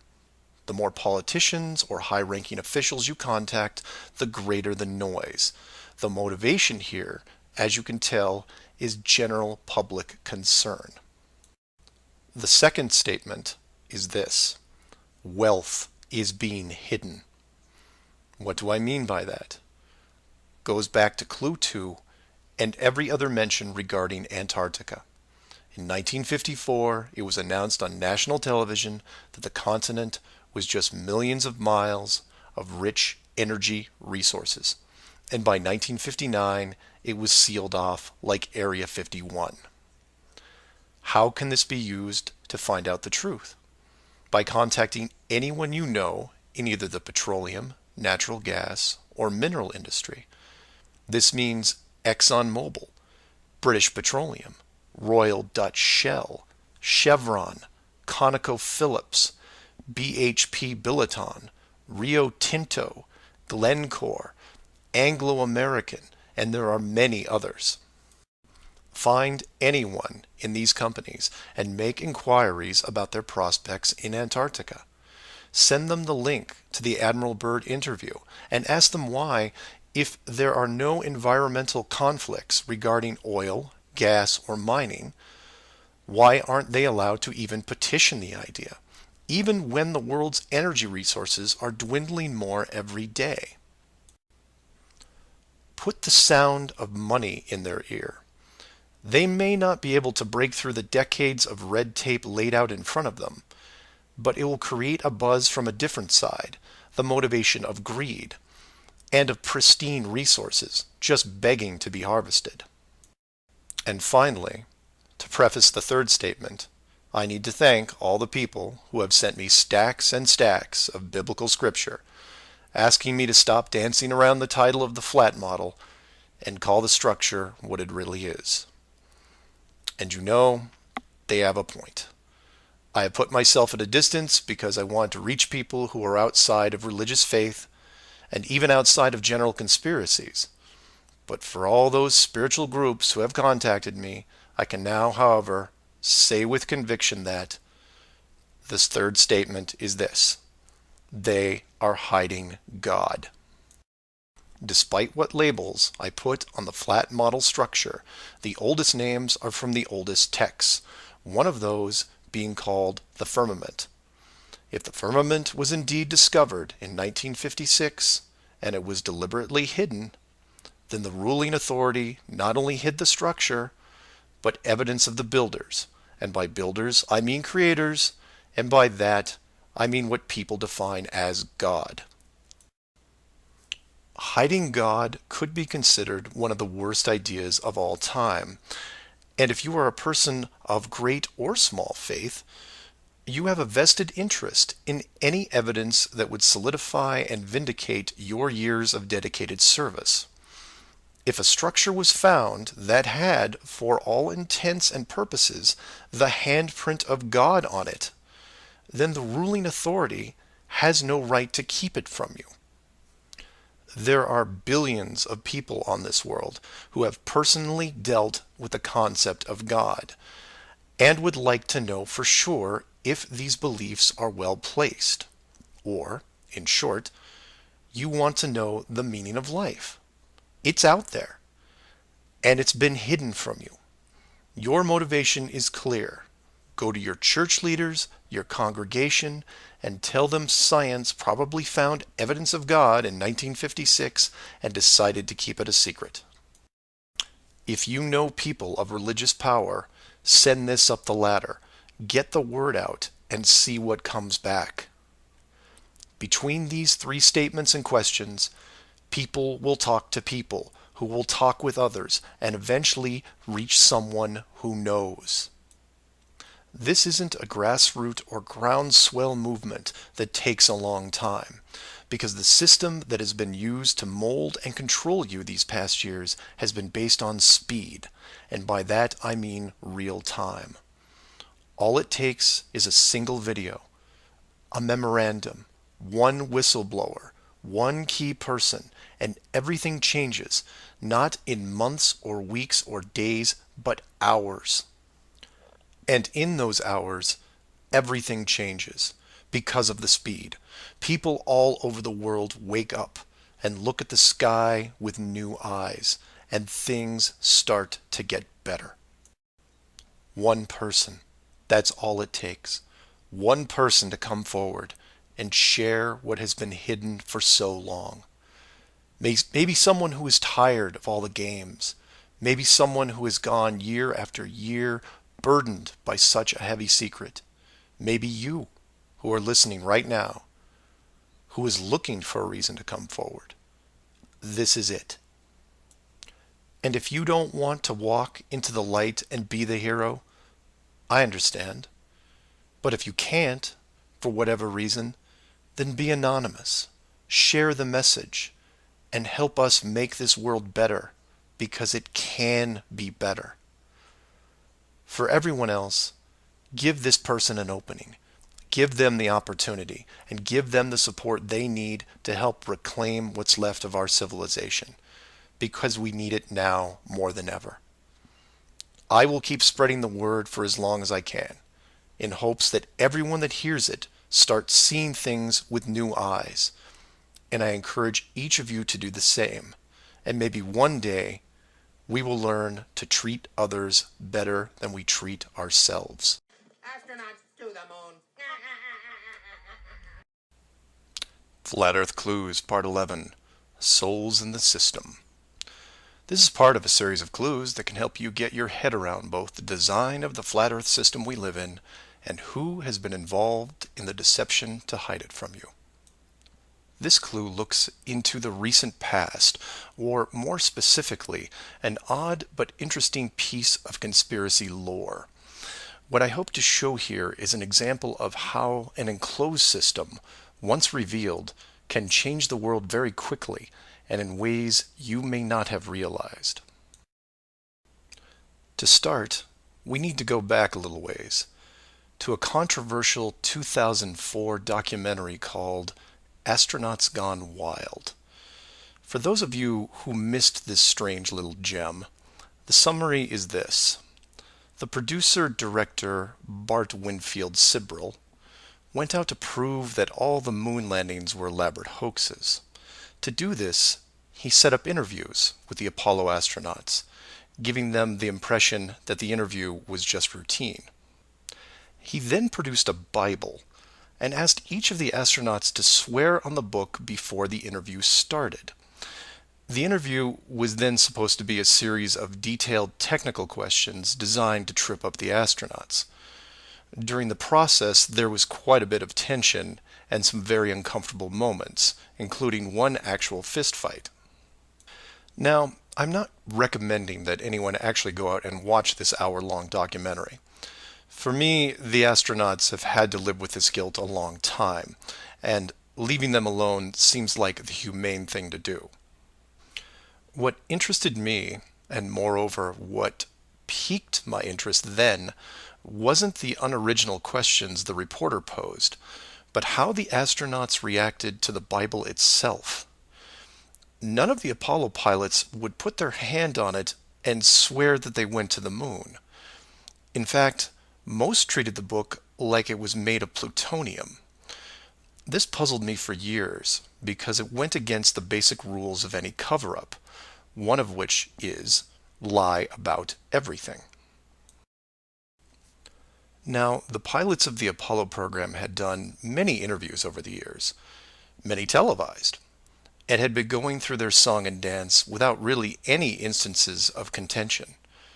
So why not just go through the motions again? It is, after all, just a book, right? People lie under oath all the time. It's called perjury, and every country has an extensive system of laws and punishments to deal with it.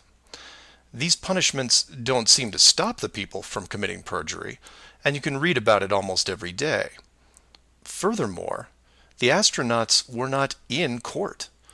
This was just a room, sometimes their own home. So swearing on the book would, for all intents and purposes, be meaningless. And this sat in the back of my head for years, because it didn't make sense. Why would astronauts, trained by a very large military science program, be afraid of just putting their hand on the book and just tell one more lie? Well, for them, it may have been more than just a book. It may have been a symbol of something much bigger. You see, for you, me, and almost everyone else, a holy book is a symbol of faith, because the creator or creators have yet to be revealed. But if you knew that the creators were real, then the book becomes something much more tangible, more relevant, more sobering.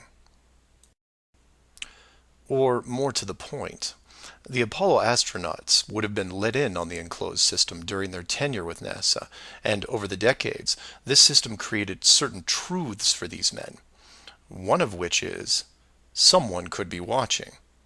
Now, whether the builders/creators are actually watching every little thing we do can be debated, but if you have proof that they are real, then the thought of your every move being scrutinized is a very real possibility. This is what you and I may suspect, but don't feel. The Apollo pilots, however, are a different story. If they were shown how the world really looked, then their attitude towards the book takes on a whole new meaning. In fact, it didn't have to even be a Bible. It could have been an encyclopedia or a piece of wood, because it was the idea that made them pause. And if you're still not getting it, then I'll ask you directly. If you actually saw some of the creators' handiwork and knew that there was a chance you were being watched, and there was a scorecard involved, would you swear against that and lie about something? Would you roll those dice and take the chance? Or to put it another way, everyone has gotten frustrated about something, then looked up and cursed the sky. Would you still do that if you knew that a creator was up there and possibly listening? That's just one example of how knowledge of the enclosed system changes people. The astronauts didn't want to roll the dice and lie because there was a real fear of retribution. And while they were confident that a bolt of lightning wasn't going to strike them down, they also weren't going to push their luck. And we all take on the same approach in daily life. Everyone who drives has run a stoplight.